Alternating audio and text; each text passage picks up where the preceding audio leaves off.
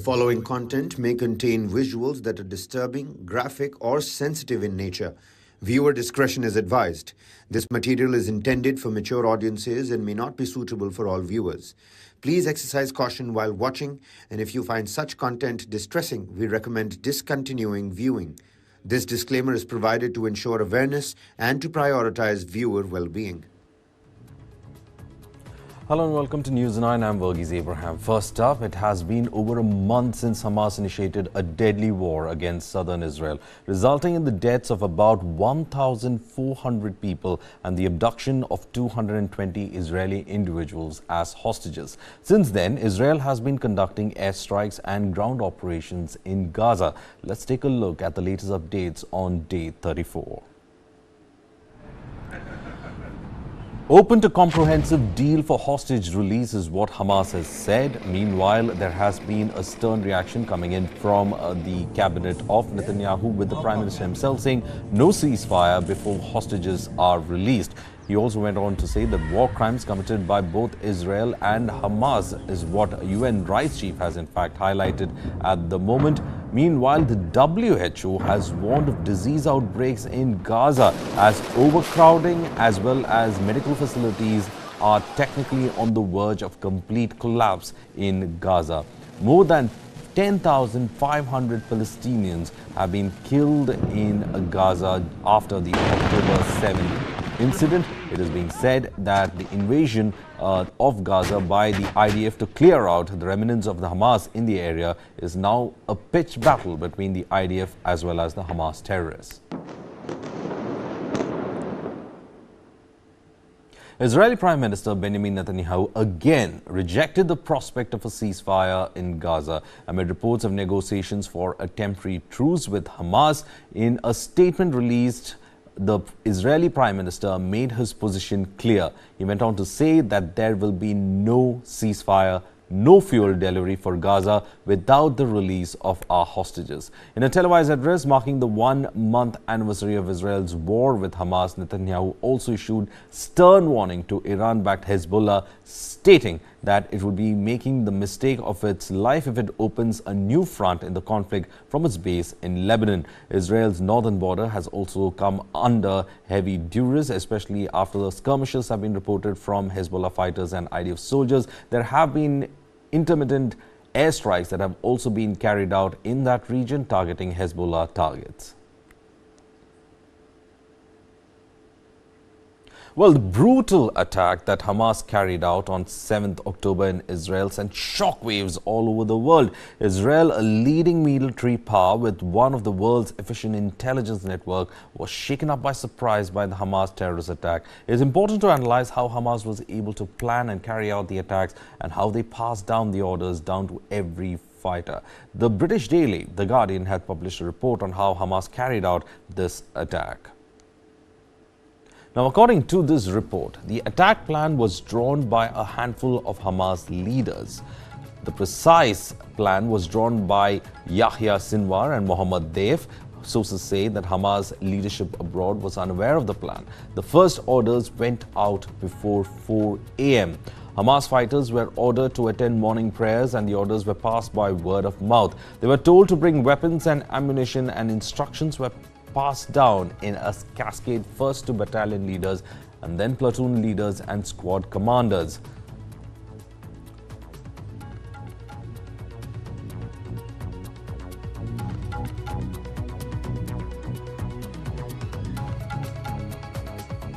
Well, how did the execution of this take place? Well, the report says that the final attack orders were written and given at around 6 a.m.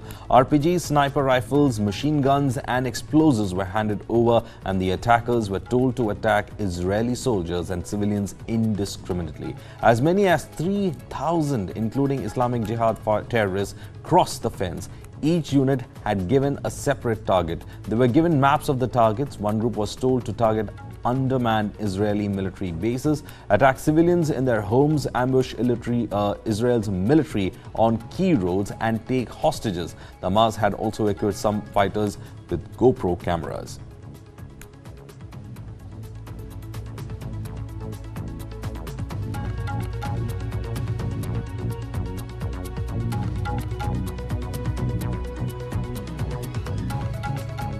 Now, what were the objectives of this planning and execution? The attack was aimed at halting the normalization of ties between Israel and Saudi Arabia and undermining the Palestinian Authority. It aimed at provoking a violent reaction from Israel. These were the objectives that were their part of the Hamas's plan, and it was to stop the normalizations of relations between Saudi Arabia and Israel.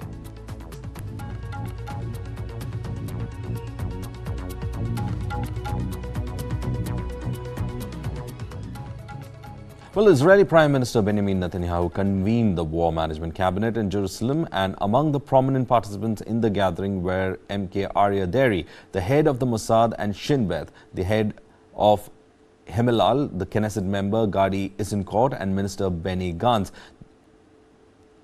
The visuals are of the cabinet meet that was taking place in Tel Aviv with this unity government that Netanyahu had put forward, and this had the heads of Israel's intelligence as well.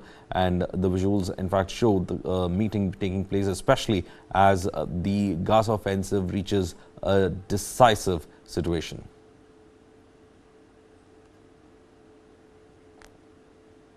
Meanwhile, Israeli Prime Minister Benjamin Netanyahu met with Dutch Prime Minister Mark Rutte on Wednesday at Netanyahu's office in Jerusalem. According to Israel's government press office, Netanyahu thanked Rutte for his relationship and support that is helping Israel during the time of war. This is the second visit of Rutte to Israel since Israel-Hamas war had broken out.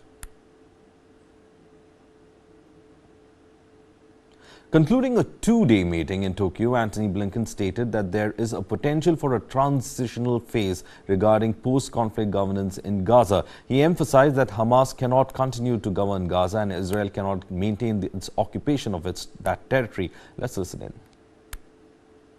We had in-depth discussions about the steps that we are taking to address urgent needs on the ground.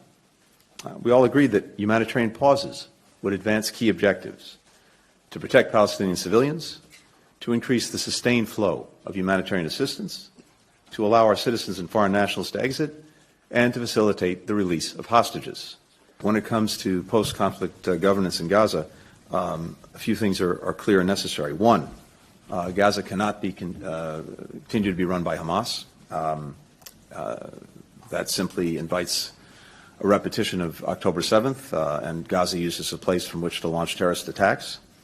It's also clear that Israel cannot occupy Gaza. What I've heard from Israeli leaders is that they have no intent to reoccupy Gaza and retake control of Gaza. So the only question is there some transition period that might be necessary, and what might be the mechanisms that you could put in place for that to make sure that there is security.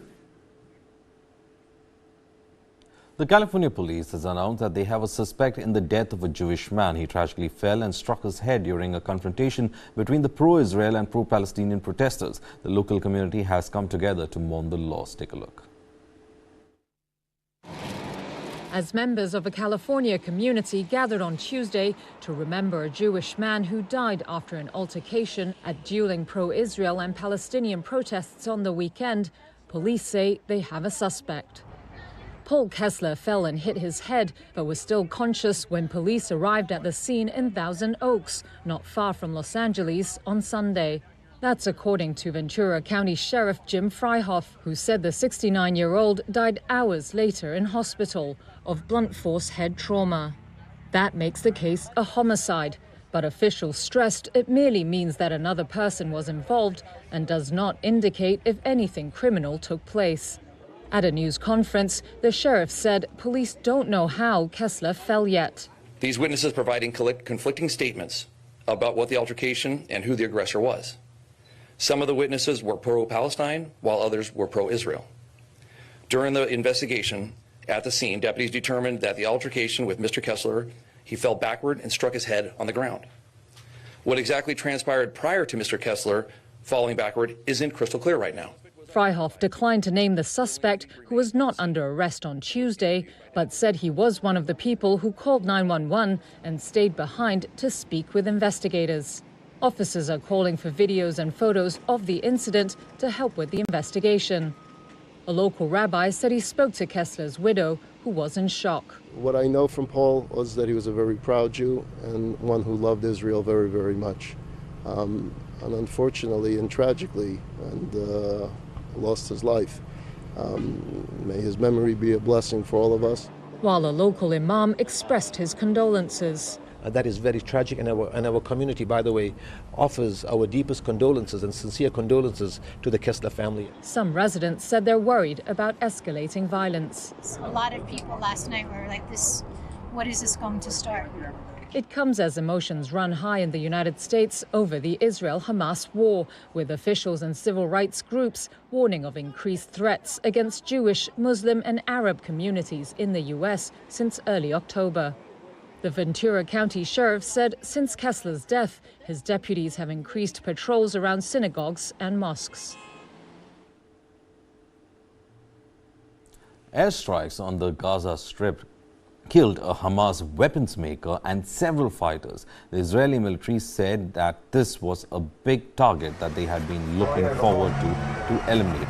Two separate strikes eliminated a leading Hamas armorer, Machine Abu Zina, and fighters engaged in anti-tank or ground-to-ground rocket fire, the Israeli Defense Forces and Israeli securities authorities said in a joint statement.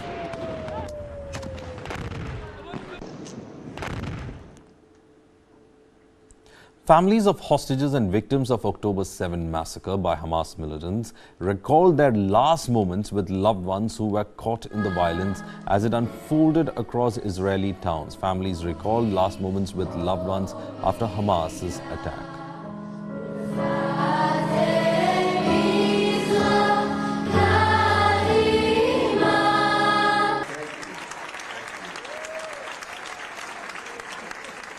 We heard gunshots outside, and everyone immediately pushed back inside, and 2 grenades exploded. We couldn't breathe. They then walked in and began to fire what sounded like a million bullets. One hits my leg. I whisper, "Abba, I'm shot." He didn't reply. I went numb. I knew that he had passed away. 40 entered the Megunit that morning. 7 hours later, only 9 of us made it out. 7 of my family members went to the Nova Peace Festival. Only 3 of us are still breathing today. They murdered everybody. My Abba, Avi Sassi, he loved life and people of all ages and nationalities. Tell us who she is and what happened on October 7th. And she was keep screaming and shouting, and I'm going to die. I'm going to die today. And we were comforting her that no way she's going to die today. And the conversation was for 45 minutes. And then slowly, Romy didn't answer to any of our requests. The next thing we heard was somebody speaking in Arabic on the phone. And then the phone went dead. 2 days later, we translated what was said in Arabic, and it was basically, she's alive, let's take her. So who's the man leading the IDF in Gaza? Let me tell you about General Herzi Halevi, the Chief of Staff of the IDF. He's Israel's military's head and is the commander of both the aerial and ground offensive that's underway against the Hamas. 55-year-old Halevi's family has been staying in Jerusalem for 14 generations. He became an officer at 20 and has combat experience with the Hezbollah. He's even led the Special Forces unit that conducted secret operations in Arab countries. He commanded the unit that engaged in ground offensive in Gaza in 2009. He was appointed head of military intelligence in 2014 and chief of staff of IDF in Jan 2023 amidst the crisis of judicial reforms in Israel.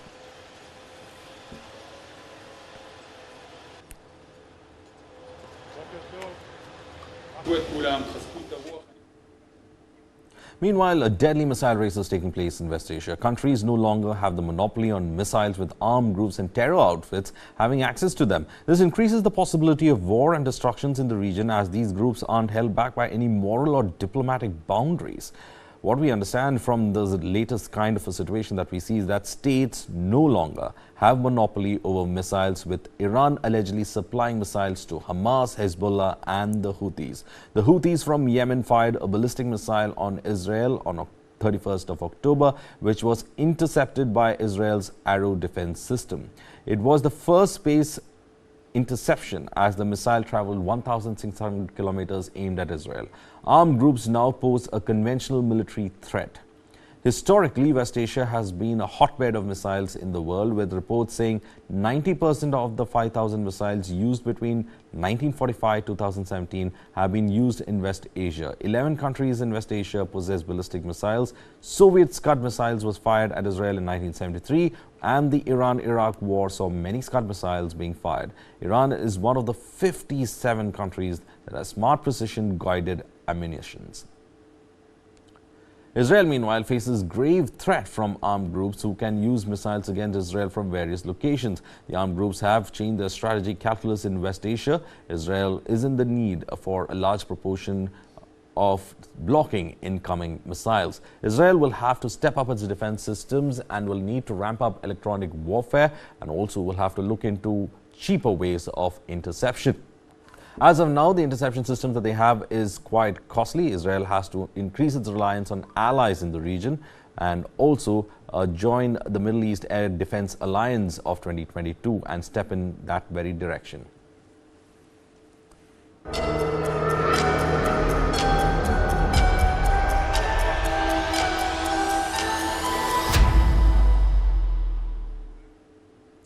The Lok Sabha's Ethics Committee is expected to recommend the termination of Trinamool leader Mahua Moitra's parliament membership. The panel will meet to consider and adopt its draft report on the cash for query charges levelled by BJP MP Nishikant Dubey against Moitra. The panel, headed by BJP MP Vinod Sonkar, is probing Dubey's allegations that Moitra accepted gifts and favours for asking questions in the Lok Sabha at the behest of businessman Darshan Hiranandani. It is learned that the draft report took a very serious view of the allegations and found Moitra's acts quite objectionable and unethical.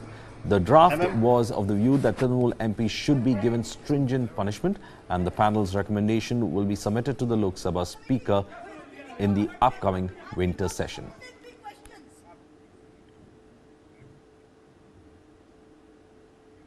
The SC will be giving its verdict on the lifetime ban on MPs and MLAs convicted in the criminal case. The writ petition referred to is the plea filed by Advocate Ashwini Kumar Upadhyay in 2016, seeking a lifetime ban on legislators who are convicted in a criminal case. The petitioner had pointed out that bureaucrats and judicial officers who were convicted were debarred from holding their offices ever again. But a different set of rules were applied for MPs and MLAs who were in a similar situation.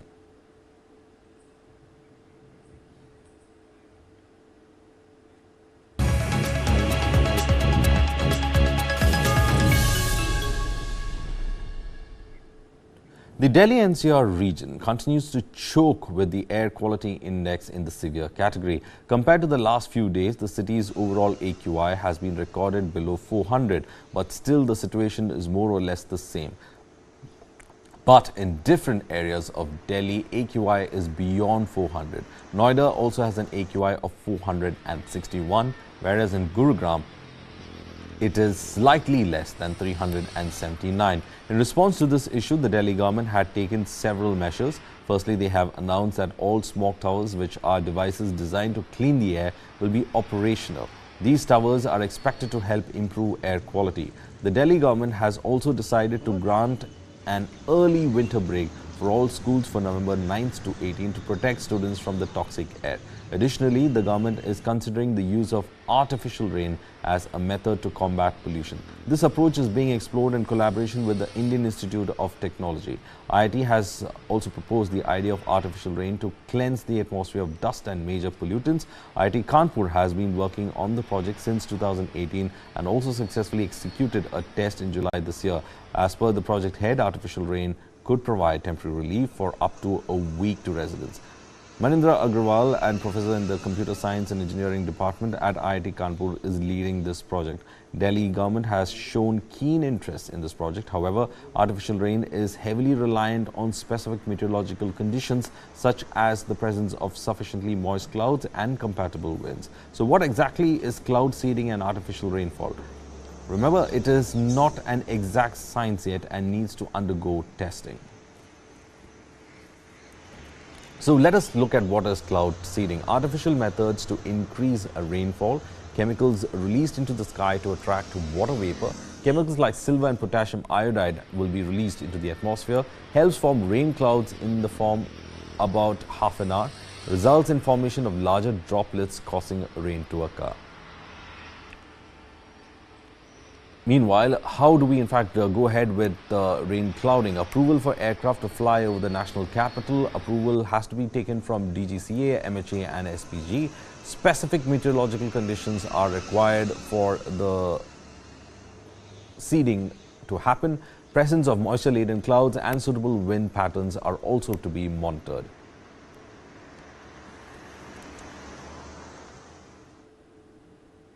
Meanwhile, heavy smog covered the streets of Lahore in Pakistan, prompting authorities to shut down schools and markets in the country's most populous province. In Lahore, the air quality was extremely poor, and according to the Swiss group IQ Air, it ranked as the worst in the world with an air quality index of 432, which is considered to be hazardous. This is followed by Delhi, which had an AQI of 302 during that period. Meanwhile, the AQI in southern Pakistan, especially in Karachi, the port city, is 204. The smog in Lahore severely reduced visibility on the roads, causing concerns among the residents. Meanwhile, the residents of Lahore woke up to another day of this toxic smog as the air quality in Pakistan's second largest city remained hazardous in levels. In response to the dire air quality, the government has mandated that all students wear masks to school. Additionally, the police have been assigned the task of apprehending vehicles emitting smoke, and efforts are being made to curb the practice of burning rice stubble, which farmers use to clear their fields after harvesting and prepare them for wheat planting.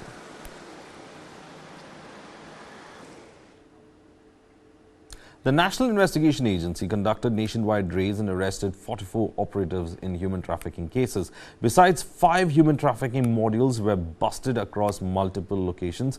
The raids are conducted by the NIA in close coordination with the BSF and state police forces. The operation was aimed at dismantling the illegal human trafficking support networks involved in infiltration and settlement of illegal migrants across the Indo-Bangladesh border. The searches were carried out in Tripura, Assam, West Bengal, Karnataka, Tamil Nadu, Telangana, Haryana, Rajasthan and the Union Territories of Jammu and Kashmir and Puducherry.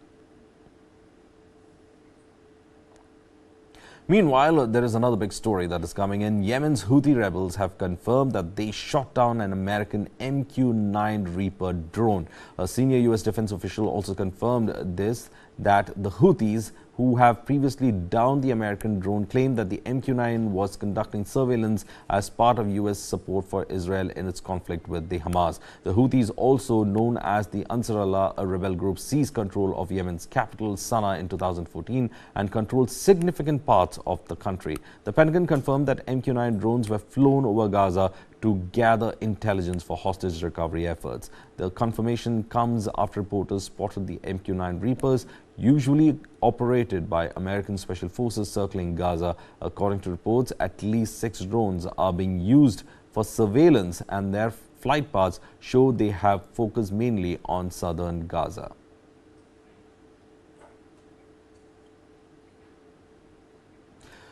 Britain's Prince William visited Singapore to attend the annual Earthshot Prize ceremony. The annual Earthshot Prize rewards £1 million to 5 green innovators. For more on this, take a look at this story.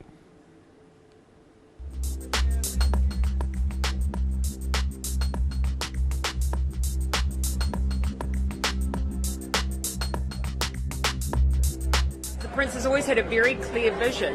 The ideas exist. We just need to bring them to the world and bring them quickly. That's what Earthshot's all about.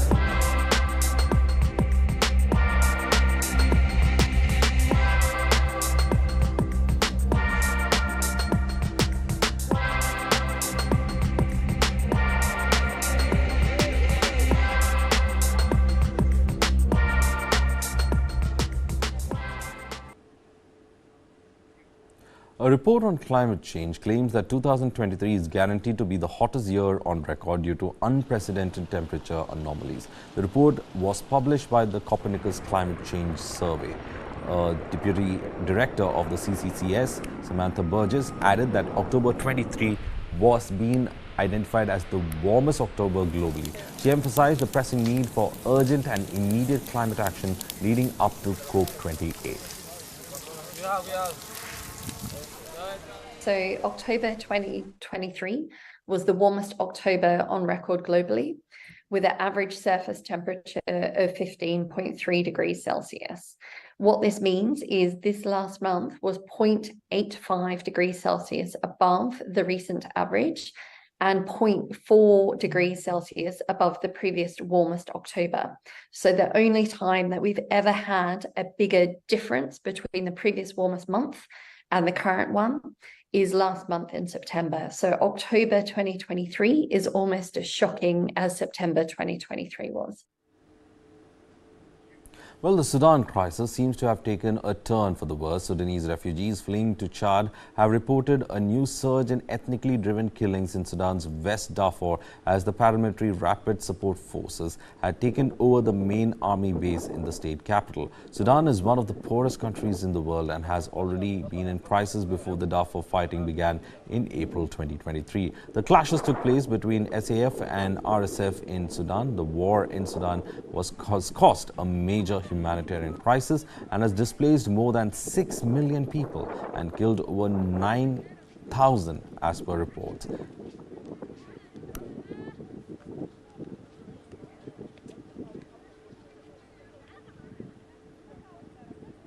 Baidu, which is the largest search engine in China, placed AI chip order for Huawei in shift away from NVIDIA chips. Sources say that these are signs that US pressure is prompting Chinese acceptance of the firm's products as an alternative to NVIDIA's. For more on this, take a look at the story. Chinese tech giant Baidu ordered artificial intelligence chips from Huawei this year in what could mark a significant industry shift away from supplier NVIDIA. That's how two sources who spoke to Reuters exclusively characterized the move, as it showed how U.S. pressure could lead some firms to find an alternative to America's top chip maker in the high-stakes AI race. One source said Baidu, which has become one of China's leading AI firms, placed the order in August ahead of new rules put in place in October by the U.S. government that tightened restrictions on chip exports to China, including those made by NVIDIA. The order was relatively tiny compared to what Chinese tech firms have historically ordered from NVIDIA, with Huawei's chips still seen as far inferior to NVIDIA's in terms of performance. But they were the most sophisticated domestic option available in China, a source said. Baidu, along with Chinese peers Tencent and Alibaba, has been known to be a longtime client of NVIDIA. It was not previously known to be an AI chip customer of Huawei. Analysts predicted last month that the U.S. curbs would create an opening for Huawei to expand in its $7 billion home market. The company has been the subject of U.S. export controls since 2019. Baidu and Huawei did not respond to requests for comment. NVIDIA declined to comment. The U.S. International Development Finance Corporation said it will provide $553 million financing for a Colombo port terminal project, partly owned by India's Adani Group, advancing the first foray by an Indian company into the sector. Sri Lanka, an island off India's southern coast, is mired in its worst financial crisis in over 7 decades after its foreign exchange reserves ran to record lows last year, forcing its economy to contract by 7.8% in 2022. Let's listen in to some of the important voices on this particular aspect of the project. A project that creates jobs for local communities, a project that supports economic growth at a time of high need for economic growth, a project that makes a difference for the national economy and truly for the international economy by having more capacity for deep water transshipment, the realities in this region, and for global trade make this a critical addition to our global. This magnitude of an investment and the transformation gives a very, very positive signal to the world that Sri Lanka is ready for investment, Sri Lanka is ready for transmission, and Sri Lanka has a lot of potential. As a leader in the region and a logistic hub and a partner who works with everyone in the world, we take a lot of pride in doing that, for being a part of our progress. Thank you. European astronomers unveiled the initial images from the newly launched Euclid space telescope. It's crafted to uncover the mysteries of dark matter and dark energy, which are believed to constitute a vast of 95% of the universe. Take a look at this report. These are the first images taken from the newly launched Euclid space telescope, a telescope that can monitor billions of galaxies up to 10 billion light-years away and is designed to unlock the secrets of dark matter and dark energy. The European Space Agency says these pictures of a nearby universe 240 million light-years away are the sharpest of their kind. The ESA is leading Euclid's 6-year mission with partner NASA. Here's their Director of Science, Carol Mundell. It's going to survey 36% of the sky, which is the entire extragalactic sky, back to 10 billion years of cosmic history. It's got incredible precision for measuring the shapes of galaxies, so we understand the optics very well. Euclid will now start to piece together a cosmic 3D map, seen here in this animation. Through it, scientists are hoping to better grasp the formation and distribution of galaxies across the universe, which in turn will help them get new insights into dark matter and dark energy, hidden forces thought to make up 95% of the universe. There's just so much rich science and physics to be extracted from these images. And of course, the colors themselves tell us something about the physics encoded in the light too. So we've got lots of codes to decode as we work through this. Although the mission is designed to last 6 years, ESA hopes Euclid has another 6 months of propellant to keep it in solar orbit some 930,000 miles away from Earth.